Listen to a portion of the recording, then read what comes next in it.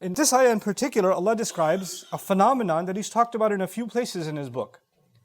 He says when a human being is hit with harm, when a tough situation falls on a human being. Maybe it's a financial tough situation. Maybe it's a health tough situation. Maybe it's a family tough situation. Maybe it's a spiritual crisis. It could be any sort of tough situation that falls upon a human being. What does he do? دَعَانَا لِجَنْبِهِ أَوْ قَاعِدًا أَوْ قَائِمًا. Then he starts praying to us, calling on Allah. Ya Allah, get me out of this situation. You're the one who can get me out. I've tried every other avenue. There's nobody who can help except you. And whether this person's standing or lying on their side or sitting down, they're constantly calling on Allah. Ya Allah, fix this problem for me. Help this problem. Help me with this problem. Help me with this problem. Help me with this problem.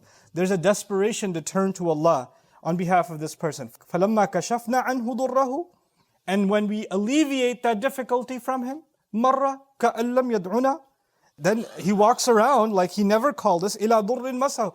He walks around as if he never called our attention to the harm that was messing him up, that was hurting him. So you first, when you are in a trouble situation, then you're desperately calling on Allah.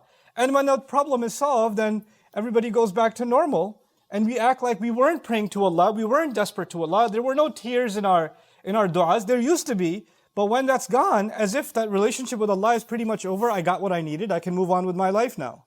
But what does this have to do with israf? Interestingly, it doesn't seem like it has anything to do with israf, but the way Allah ends this ayah is very particular. كَذَلِكَ زُيِّنَ لِلْمُسْرِفِينَ مَا كَانُوا يَعْمَلُونَ. That is how we have made for those who do excess, whatever they do has been beautified for them. Allah says that is how Allah has beautified their behavior of people who do excessive things. The ayah is unlocking a very profound secret about our lives. When you live a life of excess, whether it's money excess, spending money where you shouldn't be spending, entertainment excess, social excess, which means you're always hanging out with somebody, you're always out, you're always with friends, you're always talking to people, you never have any time to worship or any time to do one thing, whatever you do into excess. When you live a life like that, then you will fall into trouble. Then there is going to be hard times falling on you. I'll give you examples of men. It's an easy example to take because I can relate to it. As men, you have many responsibilities on you. You maybe have responsibilities towards your parents. You have responsibilities towards your siblings. You have responsibilities towards your spouse. And you have responsibilities towards your children. Then you have religious responsibilities. You have work responsibilities, financial responsibilities. You have friends that you need to stay in touch with. You have physical health that you need to stay in touch with. There's lots of things pulling at you. Lots and lots of things pulling at you. But if somebody decides that they're going to take care of their health, forget everything else. Now they're tilting the balance in one side. They might end up actually becoming really healthy, but everything else falling apart is going to bring them a lot of problems. Or somebody says, I'm going to take care of my children, I'm going to forget about my parents.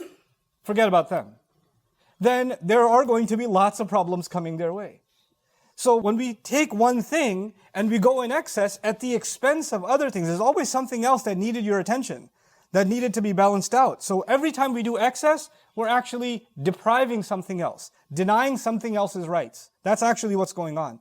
And as a result, there are going to be troubles coming our way. And then we turn to Allah begging for our problems to be alleviated. So actually, one of the ways we can contemplate when we fall into trouble, when we fall into distressful times, is where was my excess? Where did I go overboard? What did I neglect? And what did I go too far in? Did I go too far into something? And that's why I'm in the situation that I'm in? Is this how I found myself here? Because I lost that balance, that scale that was supposed to be there? So this is actually a really important principle of our deen.